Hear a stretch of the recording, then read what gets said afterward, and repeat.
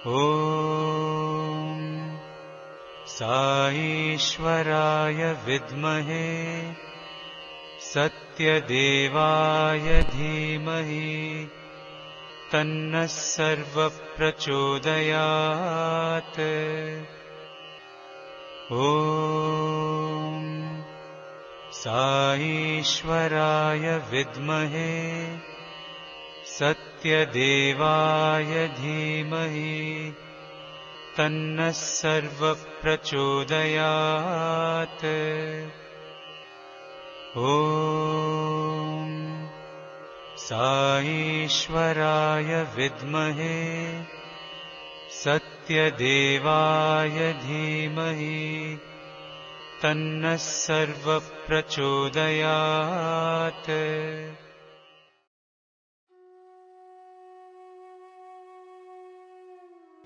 जय साई राम। भगवान श्री सत्य साईं बाबा के चरण कमलों में मेरा प्यार भरा साष्टांग प्रणाम। उनके प्रथम दर्शन ही मेरे जीवन की सबसे महत्वपूर्ण घटना है। एक ऐसी घटना जो मेरे लिए सदैव यादगार रहेगी। वे हर क्षण, हर पल, पग पग पर मेरे साथ हैं।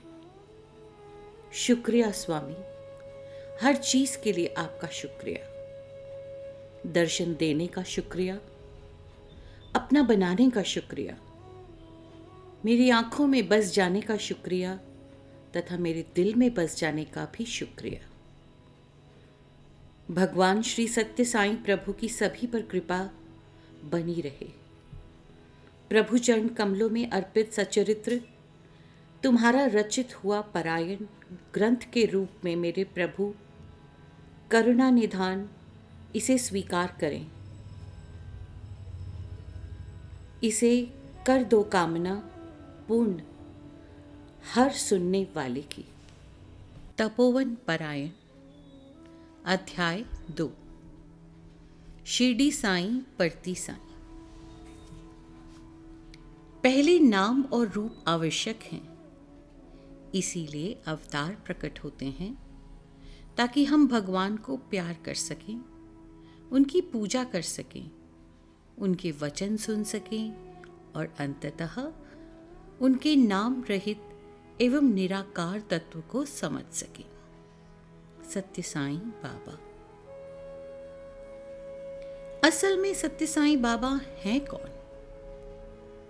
क्या वह स्वामी जो मनुष्येतर अलौकिक तथा आश्चर्यजनक शक्तियां प्रदर्शित करते हैं वास्तव में भगवान हैं? क्या वे अवतार हैं? हम खुद अपने को ही नहीं जान पाते हैं और ना ही अपने नजदीकी पड़ोसी को जान सकते हैं। फिर हम अवतार के बहुआयामी तत्व और व्यक्तित्व के बारे में कैसे जान सकते हैं?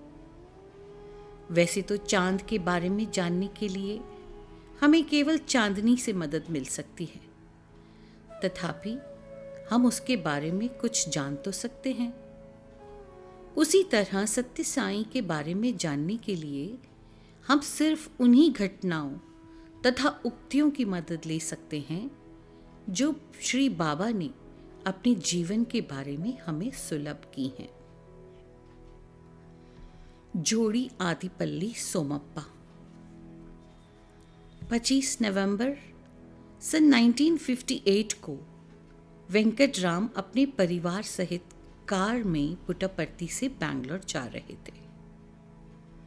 वे 23 नवंबर को स्वामी के जन्म दिवस समारोह देखने के बाद लौट रहे थे। रास्ते में वे बागेपल्ली नामक एक गांव के समीप पहुंचे ही थे कि एक भीषण संकट में पड़ गए। अनायास ही उनकी पुत्री गीता सुधा ने सांस लेना बंद कर दिया है। उन्होंने समझा या तो वह मर चुकी है या उसका अंत अत्यंत समीप है। अब वे उपयुक्त सहायता की तलाश में आसपास देखने लगे। उन्हें यकायक एक बूढ़ा आदमी दिखाई पड़ा। वह किसान जान पड़ता था। उसने पास आकर बच्ची को गोद में ले लिया। उसके स्पर्श करते ही बालिका सचेत हो गई तथा जोर जोर से रोने लगी। अपनी लगभग मृत बच्ची को इस प्रकार जीवित पाकर उन्हें भारी प्रसन्नता के साथ ही अचरज भी हुआ। उस छोटी बच्ची के पिता वेंकटराम की खुशी का पारावार नहीं था तथा धन्यवाद के तौर पर उस बूढ़े किसान को 1 रुपया देना चाहा, पर उस बूढ़े ने पैसे लेने से इनकार कर दिया और वहां से चलने को उद्युत हुआ। आभारी पिता के द्वारा उनका नाम जानने की विनती के उत्तर में उस वृद्ध ने चलते चलते बताया कि उसका नाम जोड़ी आदिपल्ली सोमप्पा है। कुछ दिनों बाद अपनी जीवनी लेखक एन कस्तूरी को इस घटना का वर्णन सुनाते हुए बाबा ने कहा, मैं बूढ़े ग्रामीण के वेश में वहां गया। मैंने ही उस बालिका को पुनर्जीवित किया। इस पर कस्तूरी ने जब जानना चाहा कि उन्होंने यह विशेष नाम क्यों चुना और उसका क्या महत्व था, तो स्वामी ने कहा, प्राचीन या मूल गांव होता है और यह शिव का वासस्थल कैलाश ही है। जोड़ी का मतलब दंपति होता है। सोमप्पा का अर्थ उमा सहित शिव है। इस प्रकार श्री सत्य साईं भगवान ने अपना असली परिचय दिया कि वे शिव शक्ति के स्वरूप हैं। एक और अवसर पर कैलासम नाम के एक व्यक्ति से स्वामी ने उसके नाम का अर्थ पूछा। उसे यह मालूम नहीं था, इसीलिए वह घबरा गया। 1 हफ्ते भर वह स्वामी के प्रश्न का उत्तर ढूंढने की कोशिश में लगा रहा, पर उसकी कोशिश निरर्थक ही रही। तब खुद ही स्वामी ने उसे उसके अर्थ को स्पष्ट करते हुए कहा, कैलासम स्वच्छता, पवित्रता और निर्मलता का द्योतक है। इसके अलावा इसका मतलब निर्मल हृदय भी है। भगवान शिव ने कैलाश शिखर को अपने आवास के लिए चुना है। इसका मतलब वे पवित्र हृदय में भी बसते हैं। प्रेम कुटीर। बागेपल्ली गांव से होकर जाने वाले मार्ग के समीप एक भवन है जिसको प्रेम कुटीर नाम दिया गया है। इसके समीप ही सर्वधर्म स्तूप है जो विश्व के सभी धर्मों के मूल सिद्धांतों का प्रतीक है। इस भवन का निर्माण सन 1980 में किया गया था।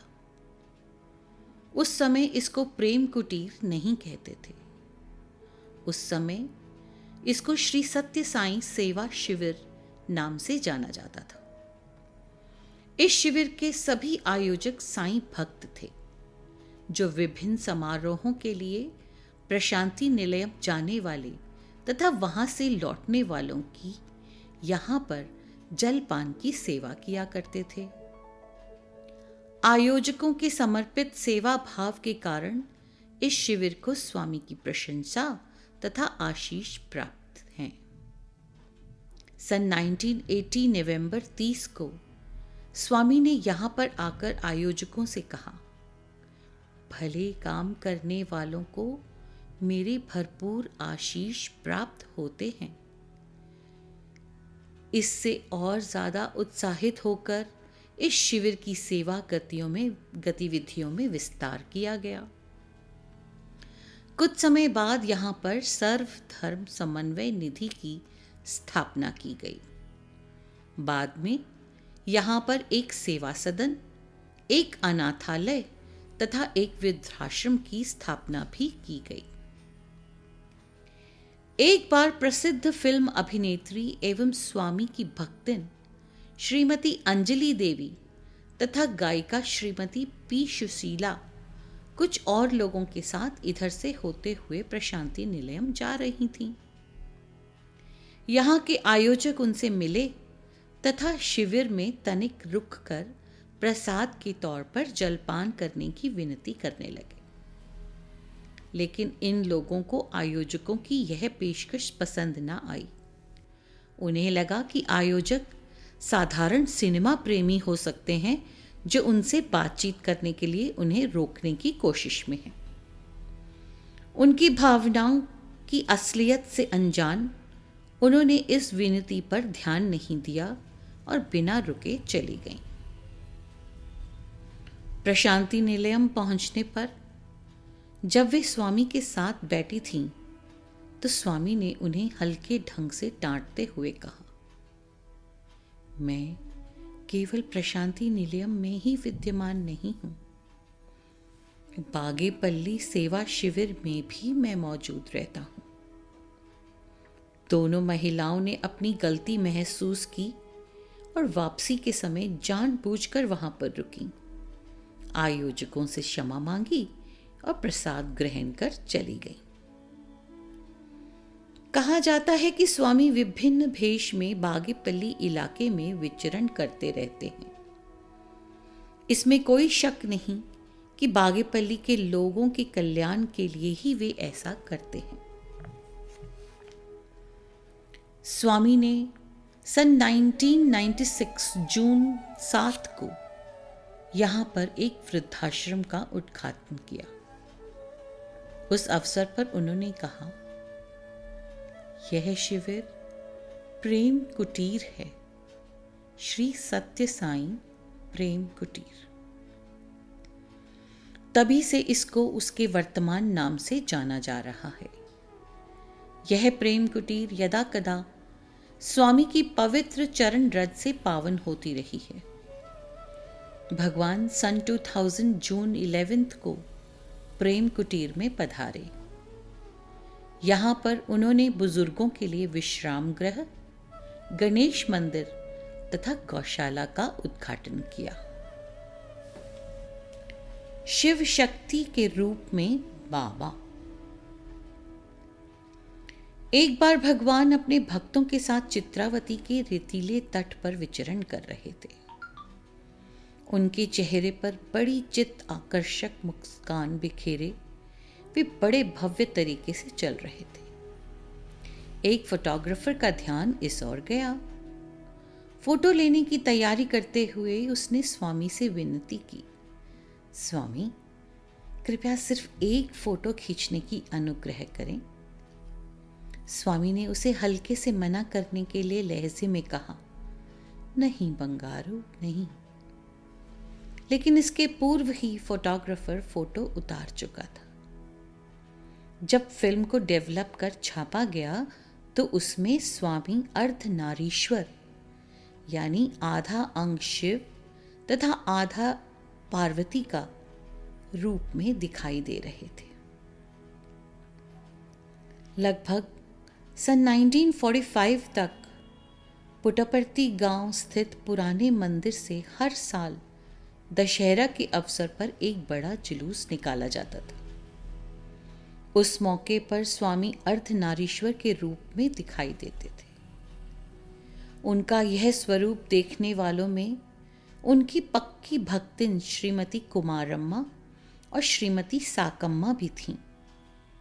वे स्वामी के इस रूप की बहुधा याद किया करती थी। त्रेता युग में महर्षि भारद्वाज रहते थे।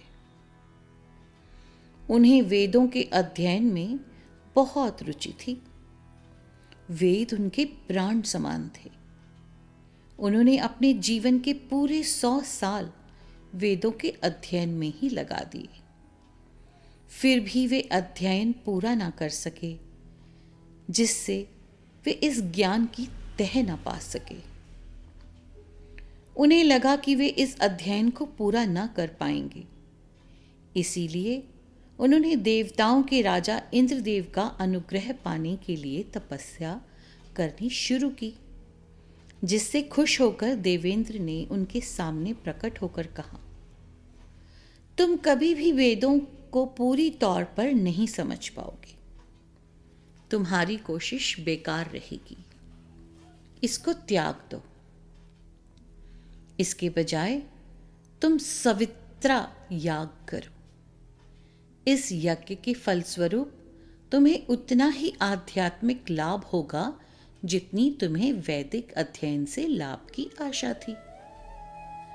इस विषय में इंद्र ने महर्षि भारद्वाज को कुछ और निर्देश भी दिए। महर्षि भारद्वाज की बलवती इच्छा थी कि मां शक्ति उनके यज्ञ में उपस्थित रहें।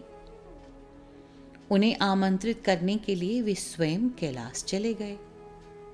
वहां शिव और पार्वती नृत्य में इस कदर तल्लीन थे कि उन्होंने ऋषि की ओर देखा तक नहीं।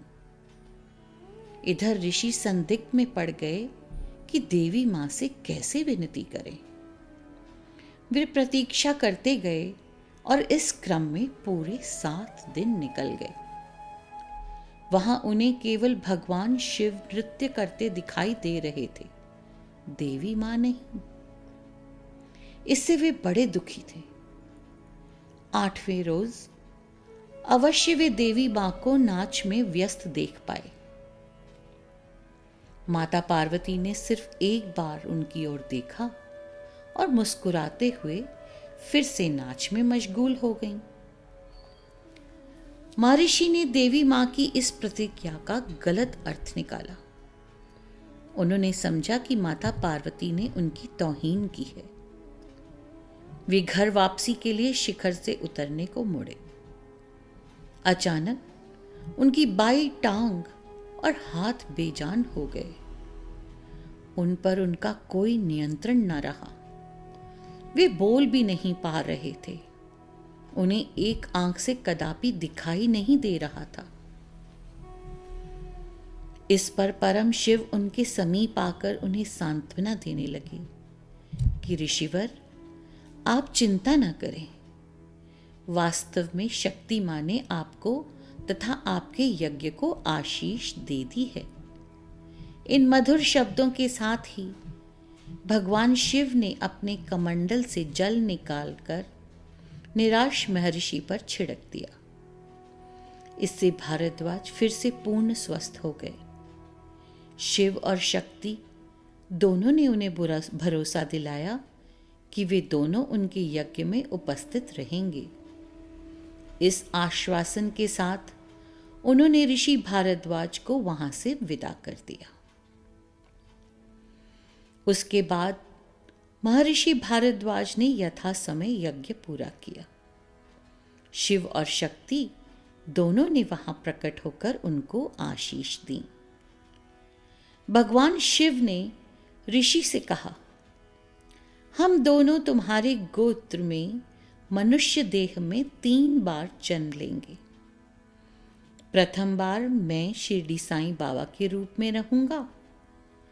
उसके बाद हम दोनों पुट्टपर्ती में सत्य साईं बाबा के रूप में जन्म लेंगे।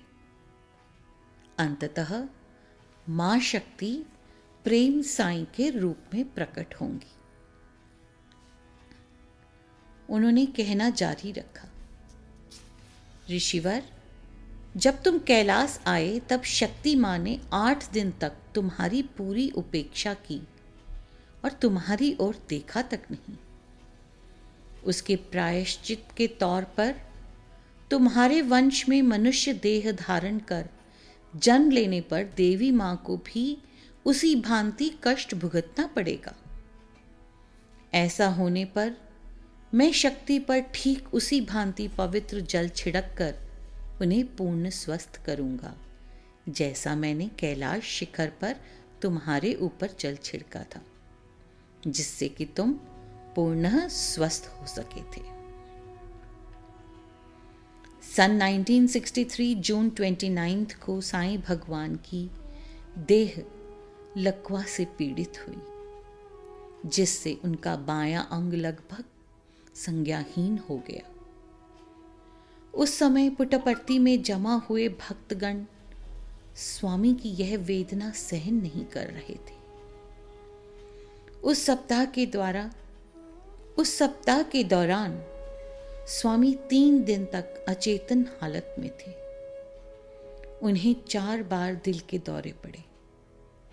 स्वामी की यह दशा को देखकर भक्तगण अति दुखी थे, लेकिन वे असहाय थे और कुछ भी नहीं कर सकते थे सिवाय रोने के। पूरे एक हफ्ते के बाद गुरु पूर्णिमा के दिन स्वामी को पहली मंजिल स्थित उनके कमरे से भजन कक्ष में लाया गया। श्री कस्तूरी, श्री राजा रेड्डी और श्री कृष्णप्पा उन्हें गोद में उठाकर लाए, लेकिन महसूस किया गया कि स्वामी के ऊंचे मंच पर रखे आसन पर बैठने में उन्हें असुविधा होगी। इसलिए उनकी चांदी के आसन को उठाकर मंच के पास भूमि के स्तर पर रख दिया गया। उन्हें असुविधा से बचाने के लिए आसन पर मुलायम तकिए रख दिए गए। तब जाकर स्वामी को पूरी सावधानी के साथ धीरे धीरे आसन पर बिठाया गया। बाबा की बाईं बाजू जड़वत थी, बाईं टांग भी उनके नियंत्रण में नहीं थी और आंखों में धुंधलापन था। अपने प्रिय प्रभु को इस कदर कष्ट में देखकर भक्त जोर जोर से रोने लगे। तब स्वामी ने श्री कस्तूरी के कानों में कुछ कहा। श्री कस्तूरी ने लाउड स्पीकर पर बाबा की कही बातों को हूबहू दोहराते हुए कहा, यह मेरी बीमारी नहीं है। मैंने अपनी मर्जी से इस रोग को अपने ऊपर लिया है, अन्यथा मुझे कोई बीमारी हो ही नहीं सकती। इसीलिए किसी को दुखी नहीं होना चाहिए। मैं अपने भक्तों को दुखी देख सहन नहीं कर सकता हूं। स्वामी ने इशारा करके पीने के लिए पानी मांगा। गिलास जब उनके मुंह के पास ले जाया गया तो स्वामी उसको ठीक से संभाल नहीं पाए और उनका दायां हाथ पानी में रखा। इन उंगलियों में आए पानी से बाबा ने अपने लगभग निर्जीव पड़े बाएं हाथ और बाएं पांव पर छींटे मारे। तब उन्होंने धीरे धीरे दाएं हाथ से बाएं हाथ पर थपकी दी। कुछ देर बाद उन्होंने बाएं पांव को दोनों हाथों से सहलाना शुरू किया। इस तरह स्वामी ने खुद को चंगा कर दिया, जिसको देखकर भक्तगण खुशी से खिल उठे। तब स्वामी ने प्रेम स्वरूप संबोधन से गुरु पूर्णिमा दिवस का विशेष प्रवचन शुरू किया। उसके बाद स्वामी पूरे 1 घंटे भर तक प्रवचन करते रहे, जिसके दौरान उन्होंने महर्षि भारद्वाज का 8 दिनों तक अस्वस्थ पड़ जाना तथा अंततः भगवान शिव द्वारा जल छिड़ककर उन्हें पूर्ण स्वस्थ करने की कथा सुनाई। इस सिलसिले में स्वामी ने श्रोताओं को भगवान के इस वायदे का स्मरण करवाया कि शिव शक्ति धरती पर अवतरित होंगे।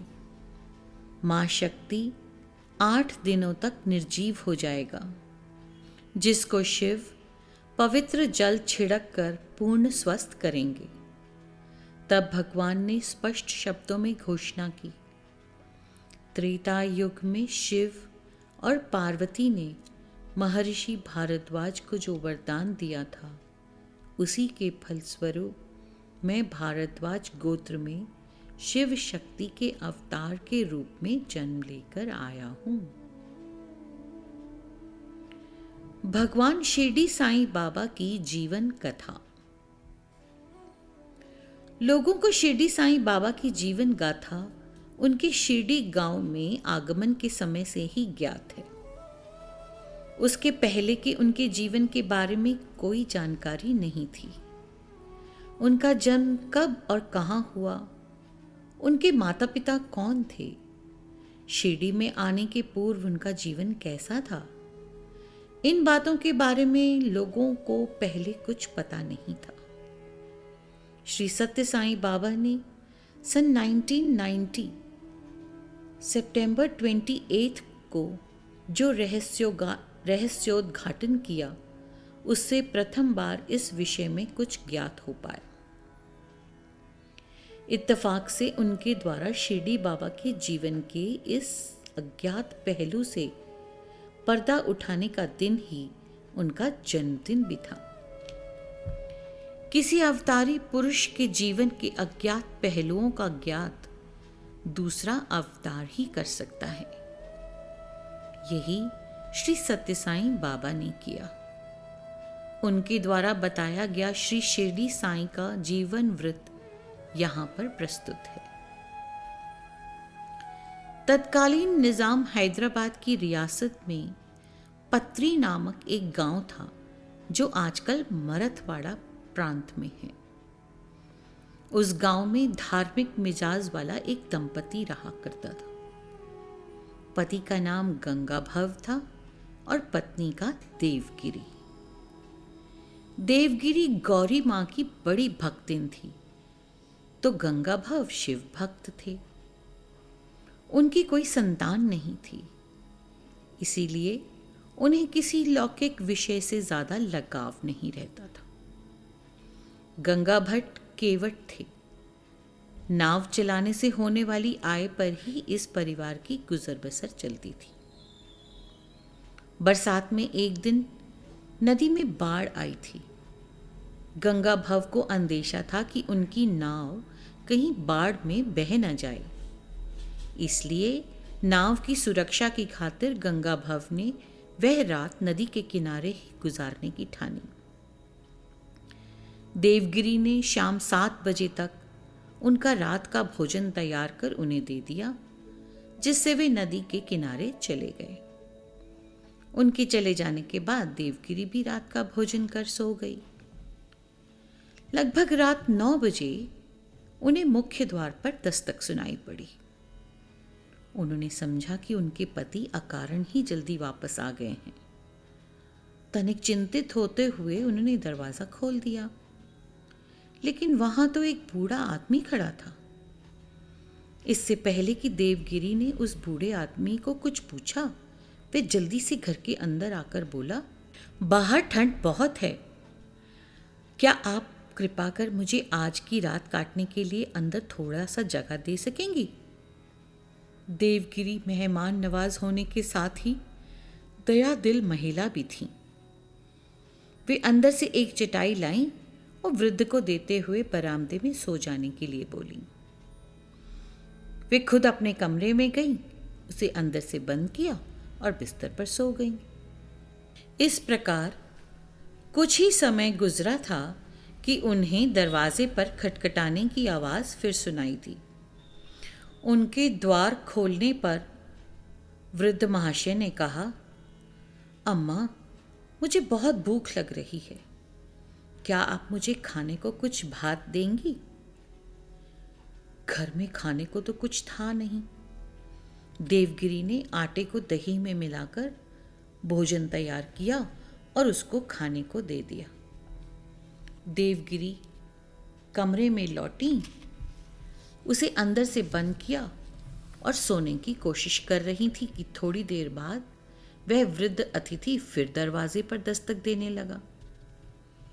द्वार खोला तो इस बार उसकी फरमाइश थी, मेरे पैर दुख रहे हैं, आप उन्हें थोड़ा दबाने की मेहरबानी करेंगी? इस पर देवगिरी बहुत हैरान हो गई।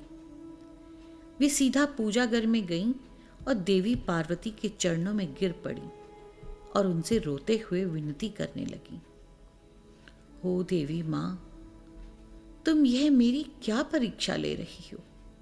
अब मैं क्या करूं? दया करके मुझे इस विषम परिस्थिति से बचा लो। कुछ ही क्षणों में वे संयत हुईं। अचानक उनके मन में एक विचार आया। पीछे दरवाजे से बाहर निकलकर मालिश करने वाले किसी व्यक्ति को ढूंढने का निश्चय किया जो मेहनताना लेकर उनके अतिथि की सेवा कर सके। उन्होंने ऐसा ही किया, लेकिन उनकी मेहनत निरर्थक हो गई। निराश होकर वे उसी पिछवाड़े के दरवाजे से घर लौट आईं। अनायास ही पीछे के द्वार पर खटखट हुई। ज्यों ही देवगिरी ने उसे खोला, एक औरत ने अंदर प्रवेश किया और कहने लगी, मालकिन, मालूम पड़ा है कि आप एक बूढ़े अतिथि की सेवा के लिए उपयुक्त व्यक्ति की तलाश में हमारे घर आई थी। मैं ये काम करने के लिए तैयार हूं। देवगिरी अति प्रसन्न हुई। आखिर गौरी माँ ने उनकी विनती सुन ली थी। उन्होंने इस महिला को बरामदे में ले जाकर बूढ़े अतिथि को दिखाया और खुद अपने कमरे में आकर अंदर से बंद कर दिया और सोने की कोशिश करने लगी। उनका बूढ़ा अतिथि और उसकी सेवा के लिए तत्पर महिला साधारण मानव नहीं थे। वे दोनों साक्षात भगवान शिव और देवी पार्वती थे। अब वे आपस में बातें कर रहे थे। शिव ने कहा, पार्वती, इस भक्तिन को उसका मनचाहा वरदान दे दो। माता पार्वती का उत्तर था, आप सर्वेश्वर हैं, आप ही बेचारी की मनोकामना की पूरी क्यों नहीं कर देते हैं? शिव ने उत्तर में कहा, मैं तो यहाँ केवल उसकी भक्ति की परीक्षा लेने आया था, जबकि तुम उसकी हार्दिक विनती से पसीज कर यहाँ आई हो, इसलिए उसको वर देना तुम्हारे लिए ही उचित रहेगा। अब फिर से दरवाजे पर खटखट की आवाज हुई, लेकिन अब घर में एक दूसरी महिला भी मौजूद थी, इसीलिए उन्होंने बेहिचक द्वार खोल दिया। सामने साक्षात भगवान शिव और पार्वती अपनी पूरी आभा के साथ खड़े हैं। उनका दिल खुशी के मारे बांसों उछलने लगा और वे उन श्री चरणों पर गिर पड़ी। तब मां गौरी देवी बोली, तुम्हें एक बेटे और बेटी का वरदान दे रही हूं। बेटा तुम्हारे वंश का नाम उजागर करेगा और कन्या की को शादी में दान करने से तुम्हें पुण्य मिलेगा। तब देवगिरी ने शिव के चरणों का स्पर्श किया तो उन्होंने कहा कि पुत्री, तुम्हारी भक्ति से मैं प्रसन्न हूँ। तुम्हारे तीसरे बच्चे के रूप में मैं स्वयं मनुष्य का रूप धारण कर आऊंगा। इस पर हर्षोल्लासित होकर देवगिरी उस देवी दंपति के चरणों में लिपट गईं। कुछ क्षण बाद उन्होंने आंखें खोली तो अपने आराध्य देवी देवता को नदारद पाया। अब वे खुशी से फूली नहीं समाती थी। कब सुबह होगी, कब अपने पति देव लौटेंगे और कैसे वे उन्हें यह खुश खबर देगी। ऐसे विचारों से उनके मन में इस कदर उथल पुथल थी कि वे फिर सो न पाईं। रात कटने पर उनके पति आए और देवगिरी ने रात की सारी घटना का वृत्तांत सुनाया। खबर इस कदर भली थी कि वे यकायक उस पर विश्वास न कर सके और उसने अपनी पत्नी से कहा, प्रिय देवगिरी, मुझे लगता है कि तुम पागल हो गई हो। लगता है कि तुमने सपना देखा है। साक्षात शिव और पार्वती तुम्हारे घर आए, तुम्हें दर्शन दिए? कभी नहीं। वे उल्टे देवगिरी को चिढ़ाने लगे। देवगिरी ने उन्हें समझाना चाहा, लेकिन वे मानने को तैयार ही नहीं थे। समय गुजरता चला गया। उसके साथ ही देवगिरी अब गर्भावस्था में थी। देवी गौरी के वरदान के अनुसार उन्होंने सबसे पहले एक बालक को जन्म दिया। 1 साल बाद उन्होंने एक बालिका को जन्म दिया। गंगा भव ने देख लिया कि 2 वरदान सत्य साबित हो चुके थे।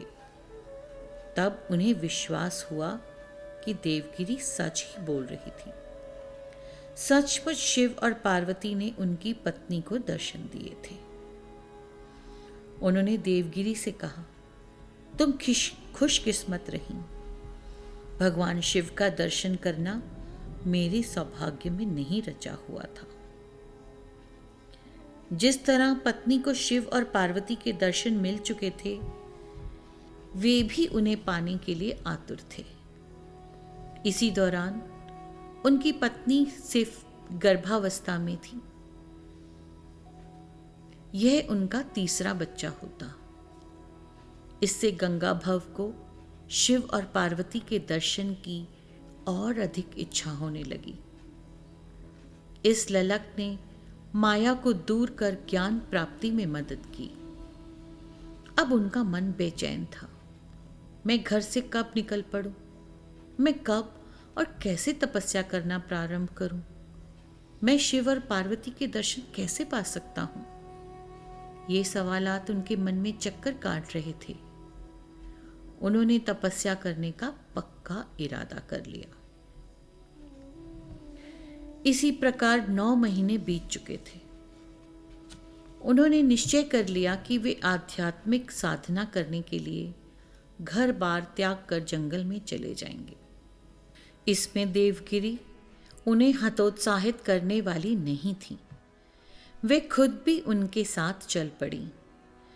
वे कुछ ही दूर गए होंगे कि उन्हें प्रसव वेदना शुरू हो गई।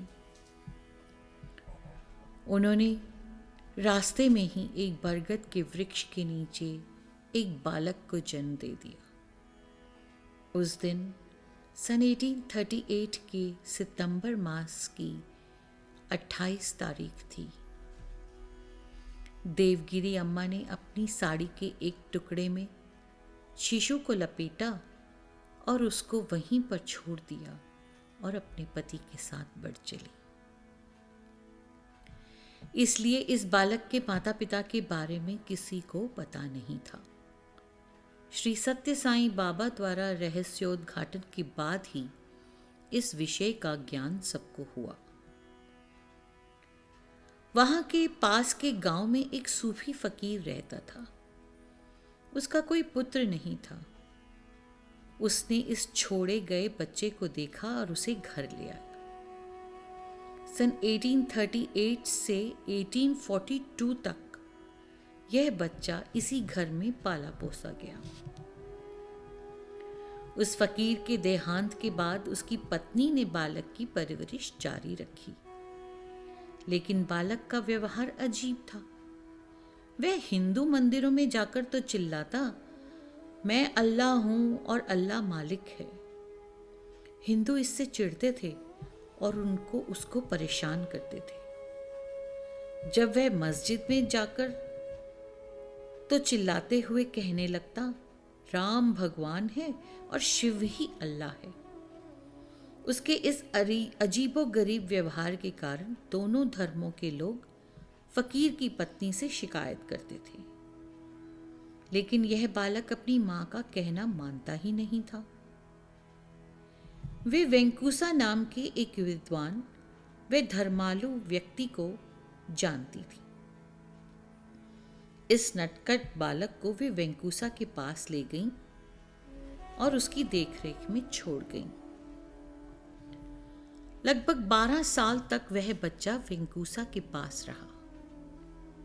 वे बालक को बड़े प्यार और लाड दुलार के साथ रखते थे।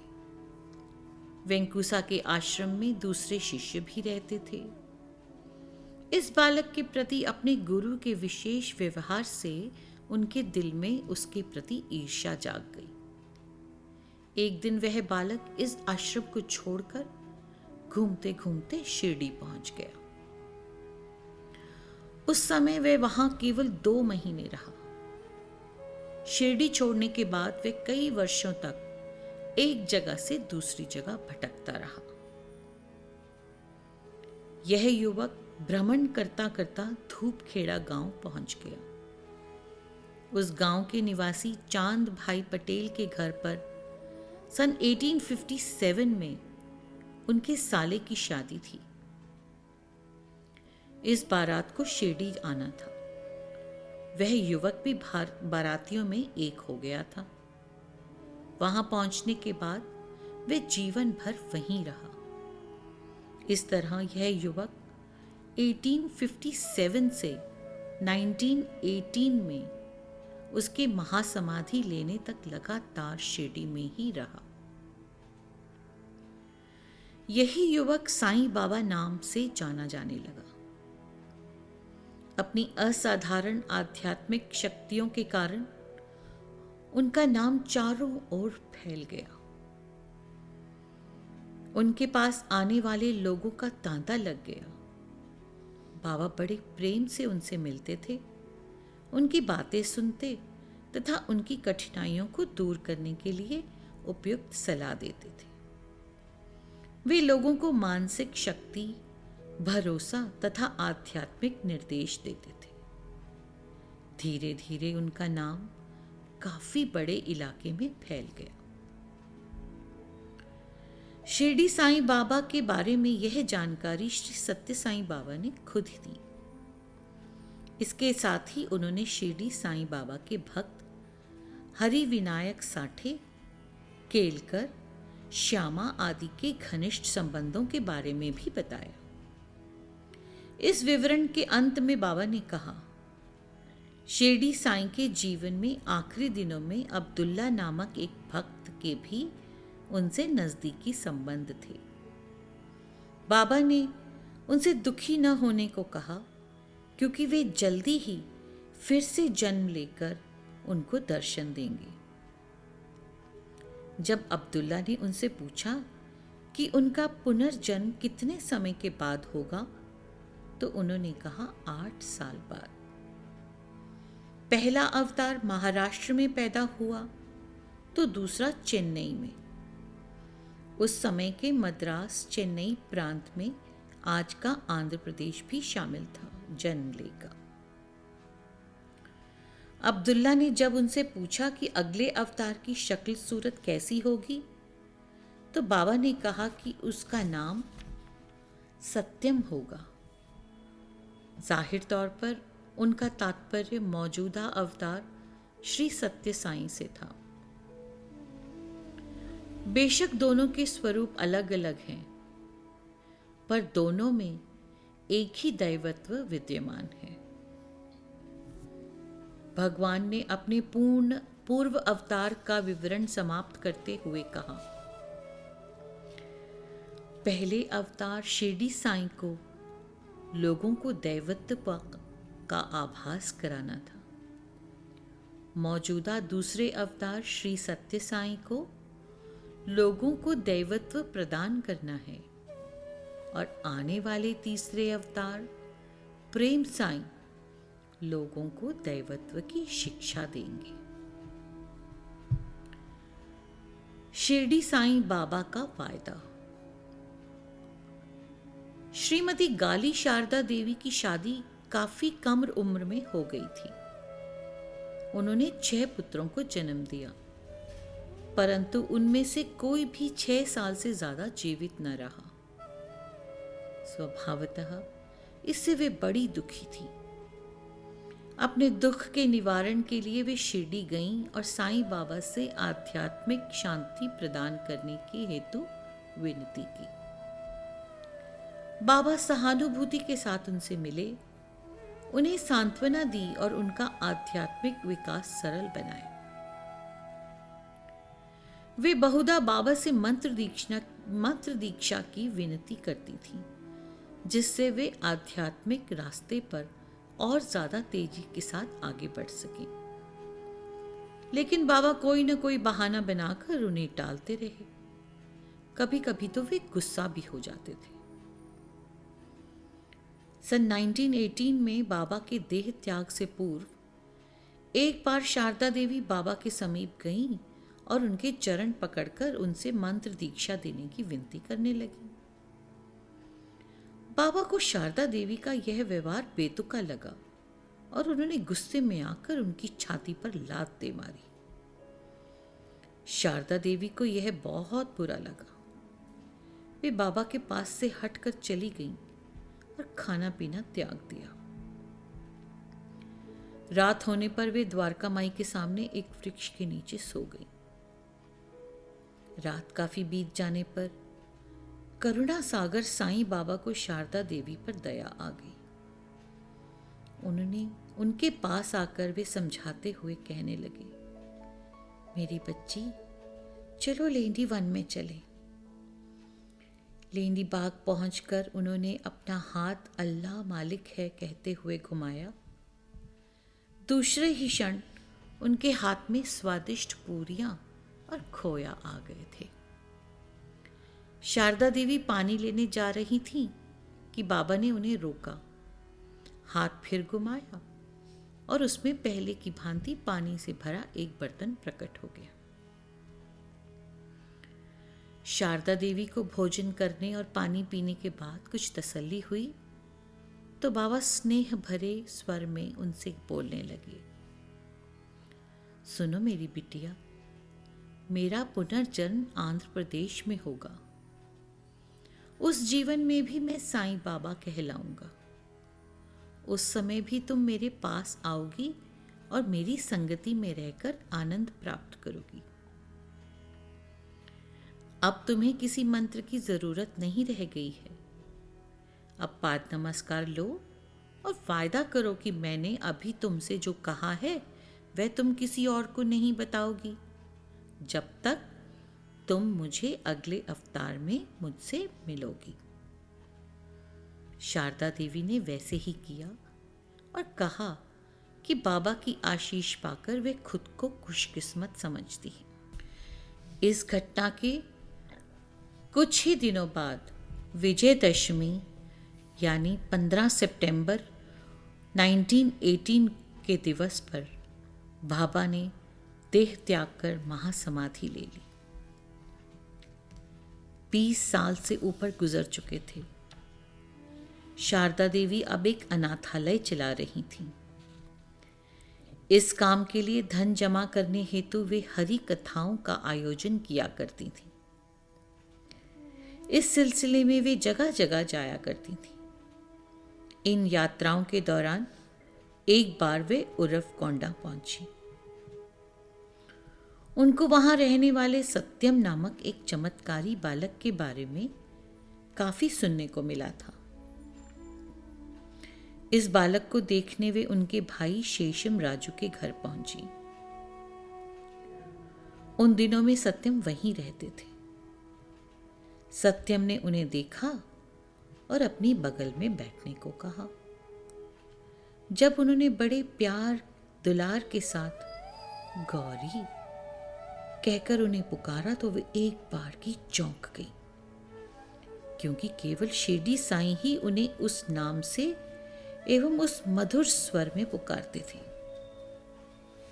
वे तब और भौचक्की रह गईं जब सत्यम ने उन्हें कहा, तुम्हें याद है मेरे 16 रुपए तुम्हें मुझे देने हैं। शारदा देवी की समझ में कुछ नहीं आया। वे तनिक परेशान दिखी तो सत्यम ने कहा, तुमने शिरडी भेजने के लिए 40 रुपए जमा किए थे, लेकिन बलराम के द्वारा केवल 24 रुपए ही भेजे। फिर क्या तुम्हें अभी तक मेरे 16 रुपए बाकी देने हैं? उनको परेशानी से बचाने के लिए सत्यम ने आगे कहा, मैंने तुम्हें यह याद सिर्फ यह साबित करने के लिए दिलाई है कि मैं ही शिरडी साईं बाबा हूं। तुमने तो मुझे नमस्कार करने तक की भी जरूरत नहीं समझी और अंदर आते ही बैठ गईं। अब बेचारी शारदा देवी की आंखों में आंसू छलछला आए। वे सीधे सत्यम के पैरों पर गिर गईं और उन्हें अपनी छाती से चिपकाए रखा, ठीक वैसे जैसे शिरडी साईं के चरणों को दबाती थी। सत्यम ने उनसे कहा, जब मैंने उस समय तुमसे जो कहा था, मेरी उन बातों पर तुमने ध्यान नहीं दिया। तुम तो उसे भुलाए ही बैठी थी और किसी प्रकार यहां पहुंच गई हो। मैं अब पुट्टपर्ती जा रहा हूं, मेरे साथ वहीं चलो। मैं तुम्हें सारी बातें बता दूंगा। बाद में श्री सत्य साईं के कहने के अनुसार वे स्थायी तौर पर प्रशांति निलयम में निवास करने लग गईं। वे अपने माथे पर कुमकुम की बड़ी बिंदी लगाया करती थीं, इसीलिए बाबा ने उन्हें दुलार से पेद्दा बोट्टू का नाम दे दिया, क्योंकि तेलुगु में इन शब्दों का अर्थ बड़ी कुमकुम की बिंदी वाली होता है। अपने जीवन के अंत तक वे प्रशांति निलयम में बाबा के समीप ही रहीं। शिरडी साईं यदा कदा बड़ा गुस्सा कर लिया करते थे, जबकि सत्य साईं मुस्कुराते ही रहते हैं। एक बार स्वामी ने अपने स्वभाव के इस फर्क का जिक्र इन शब्दों में किया। माँ जब रसोई में खाना पकाती होती है तो बच्चों में जरा भी शोर मचाने पर उसका ध्यान बट जाता है और इसलिए वह चिड़चिड़ा जाती है। लेकिन वही माँ जब पकाया भोजन बच्चों को खिलाती है तो उनके प्रति बड़ा लाड दुलार दिखाती है।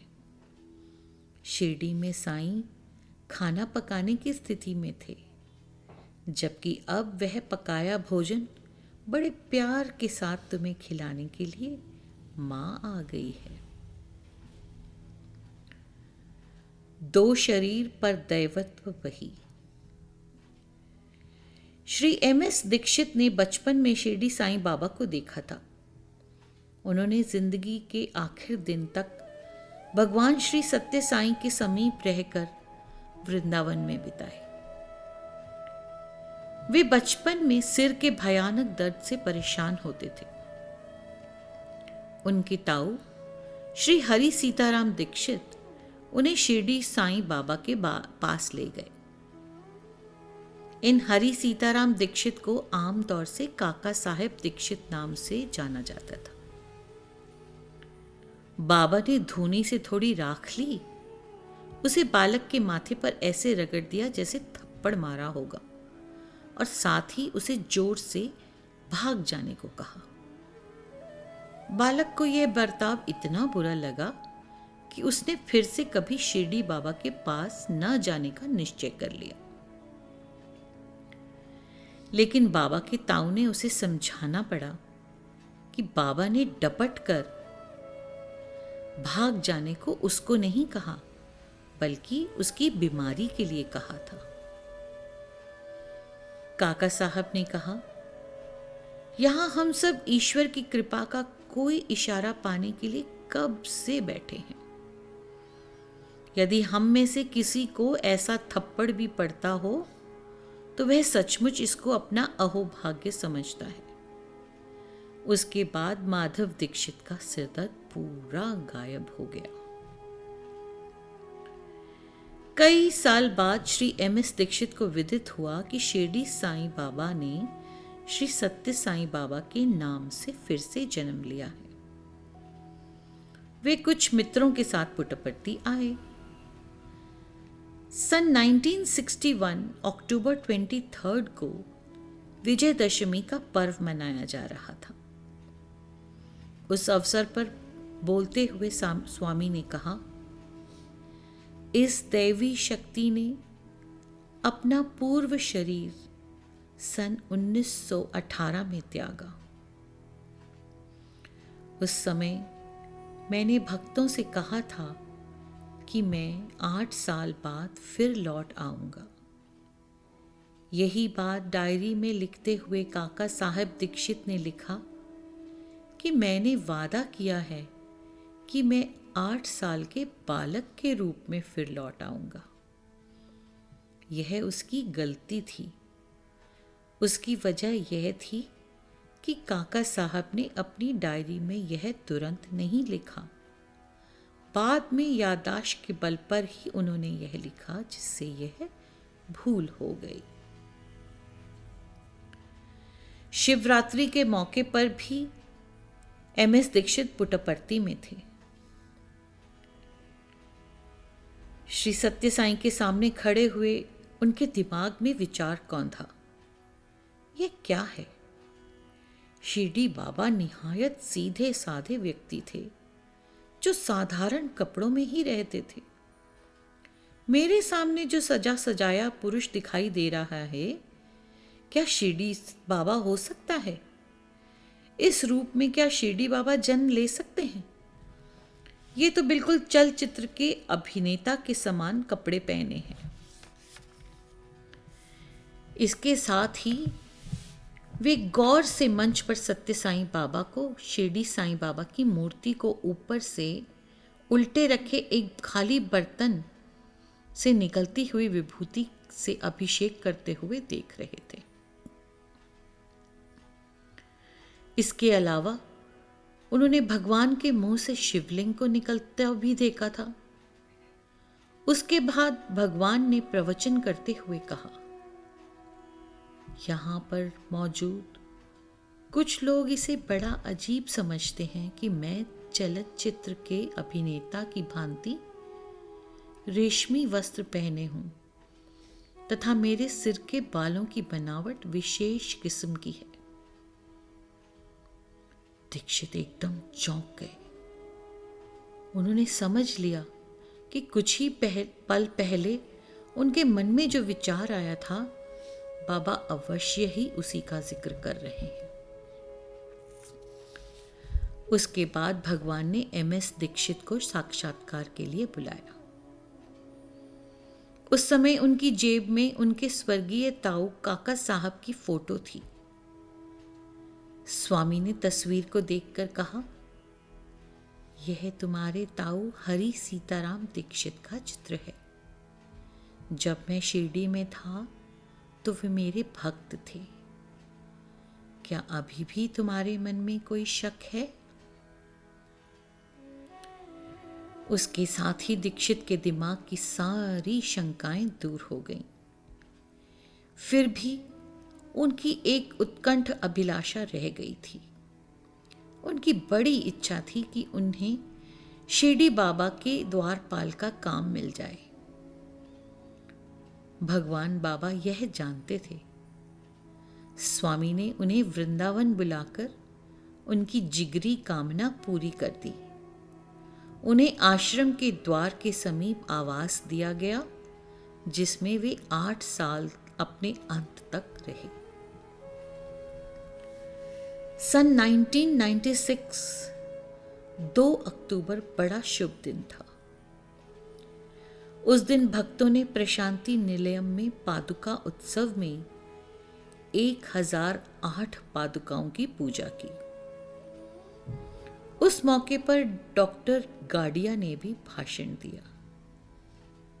उनके बाद अपने प्रवचन में डॉक्टर गाडिया का जिक्र करते हुए भगवान ने कहा, वे एमएस दीक्षित के पुत्र और काका साहब दीक्षित के पोते हैं।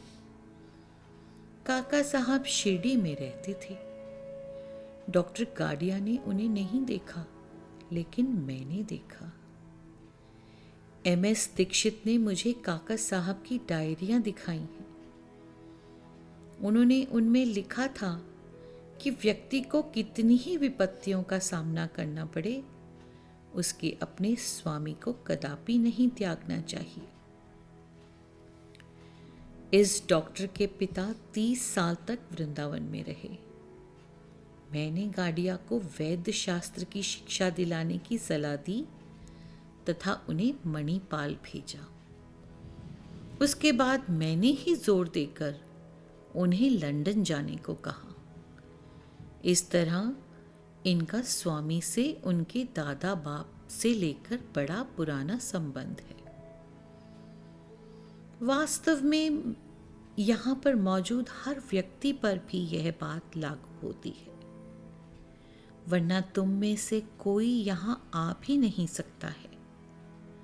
तुमने अपने पूर्व जन्मों के दौरान किए गए भले कर्मों के पुण्य फल के कारण ही आध्यात्म का रास्ता पकड़ा है। भारत में करोड़ों लोग हैं, लेकिन उनमें से कितने यहाँ आ पाते हैं? यहाँ आने की इच्छा कई लोग करते हैं, फिर भी वे सभी यहाँ नहीं आ सकते हैं। यह दैवी आशीष का फल ही है कि तुम यहाँ आ पाए हो। बाबा सर्वत्र हैं।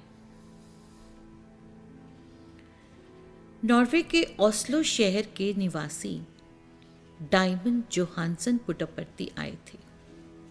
उन्हें किसी परेशानी का सामना करना पड़ रहा था। बाबा ने उससे उन्हें छुटकारा दिलाने के लिए एक अंगूठी सृजित कर उनको दी। कुछ साल बाद बांग्लादेश में भ्रमण करते समय चिटगांव में उनकी अंगूठी एक नदी में खो गई। उसके 1 महीने बाद वे व्हाइट फील्ड आए। भगवान उनके सामने आए और वह अंगूठी उनके हाथ में रख दी। टार्टमन ने आश्चर्य भरी निगाहों से स्वामी को देखा तो उन्होंने कहा, मैं वहां उस नदी में था तो यह अंगूठी मेरे हाथ में आ गई। सिर्फ उस नदी में ही नहीं, सभी नदियों और सब जगह मैं मौजूद हूं। मैं सर्वव्यापी हूं। एक बार शिरडी साईं द्वारका माई में बैठे थे। कानपुर की एक महिला भक्त वहां आई और बाबा को प्रणाम कर बैठ गई। बाबा ने उनसे पूछा कि क्या उनके बेटे का जन्मदिन समारोह सकुशल मनाया गया था। उस महिला ने उत्तर दिया, बाबा, वह दिन हमारे लिए बहुत अच्छा बीता। हमने अपने सारे रिश्तेदारों को बुलाकर उनको दावत दी। इसके पूर्व हमने सारे पकवानों को करीने से चांदी की थाली में आपके लिए सजाया और पूजा घर में रख दिया। उसको प्रसाद के तौर पर जब सभी मेहमानों को बांटने के ख्याल से हम पूजा घर में थाली लेने गए तो पाया कि वहां से थाली के साथ सब गायब थे। पूजा घर में हम पति पत्नी के अलावा कोई गया ही नहीं। फिर थाली कैसे गायब हो गई? उसको खोने का हमें बड़ा दुख था। बाबा, कृपया बताइए कि उस थाली का क्या हुआ? साईं बाबा का जवाब था, तुम्हें याद है कि तुम पूजा घर में थाली लेकर आई तो तुम्हारी कामना थी कि उस खुशी के मौके पर मैं तुम्हारे घर में उपस्थित हूं और प्रसाद ग्रहण करूं। तुम्हारी विनती के मुताबिक मैं वहां आया और प्रसाद खा गया। हो सकता है कि तुम्हें वहां मेरे आगमन के बारे में जानकारी ना हो, इसलिए मैं थाली भी अपने साथ ले आया। यह लो तुम्हारी थाली। ऐसा कहते हुए उन्होंने मसनद के पीछे हाथ डाला और वहां से थाली निकालकर उनको दे दी। इससे उस भक्तिन की खुशी का पारावार न रहा। अब्दुल्ला नियमित तौर पर द्वारका माई की सफाई किया करते थे। इस सफाई के दौरान वे बाबा के चादर और तकिया मसनद को झाड़कर फिर से उनको यथास्थान रख देते थे। उस दिन इत्तफाकन अब्दुल्ला नहीं आए थे और उनके बदले काम किसी और ने किया था। किसी को वहां थाली नहीं मिली थी। फिर वे थाली अनायास वहां कैसे आई? इससे हम समझ सकते हैं कि भगवान किस कदर सर्वव्यापी हैं। सर्वज्ञ स्वामी। श्री सत्य साईं उस समय केरल के भ्रमण पर थे। भक्तों के निवेदन पर वे तिरुवनंतपुरम के समीप एक गांव में गए। उनके साथ विख्यात वैज्ञानिक डॉक्टर भगवंतम भी थे।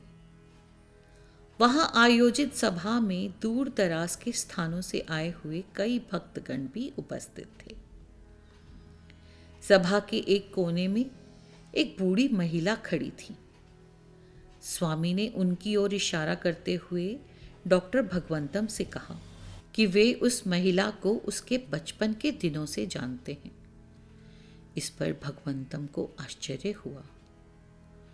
बाबा तो उम्र में छोटे ही हैं और वह महिला तो उनसे काफी बड़ी है। फिर स्वामी उन्हें बचपन से कैसे जान सकते हैं? उन्होंने स्वामी से पूछा, बाबा, आप तो अभी 30 साल के ही हैं। वह महिला तो 70 से अधिक साल की होंगी।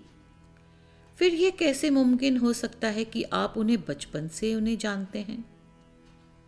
बाबा ने तुरंत कहा कि वे बुढ़िया को अपने पूर्व अवतार के दिनों से जानते हैं। थोड़ी देर के बाद डॉक्टर भगवंतम उस भीड़ में घूमते घूमते उस वृद्ध महिला के पास पहुंच गए। उससे बातों की सिलसिले में उन्होंने पूछा, क्या आप कभी शिरडी गई हैं? उनका उत्तर था, मैं जब छोटी बच्ची थी तो मेरे चाचा मुझे साईं बाबा के दर्शन के लिए शिरडी ले गए। बाबा ने मुझे एक लॉकेट भी दिया जिसको मैं अभी तक पहन रही हूँ। यह रहा लॉकेट। उन्होंने जब लॉकेट डॉक्टर भगवंतम को दिखाया तो फिर उन्हें संदेह के लिए कोई गुंजाइश ही नहीं रह गई थी। इस घटना की जानकारी होने पर भगवत गीता के 4 अध्याय के शुरुआती श्लोकों की याद हो आती है, जिसमें श्री कृष्ण अर्जुन से कहते हैं, मैंने बहुत पहले यह कभी नष्ट न होने वाला योग मंत्र सूर्य देव को उपदेश दिया, जिन्होंने मनु को यह ज्ञान दिया। मनु ने यह ज्ञान इक्ष्वाकु को दिया। तुम मेरे भक्त और सखा हो। यह अति प्राचीन ज्ञान आज मैं तुम्हें दे रहा हूं। यह ज्ञान अति सूक्ष्म, उत्तम और गूढ़ है। तब अर्जुन ने पूछा, हे श्री कृष्ण, सूर्य देव तो इस सृष्टि के प्रारंभ से ही विद्यमान हैं, जबकि आप तो इस युग के ही हैं। फिर यह कैसे संभव हो सकता है कि आपने कई युगों के पूर्व इस ज्ञान को सूर्य भगवान को दिया?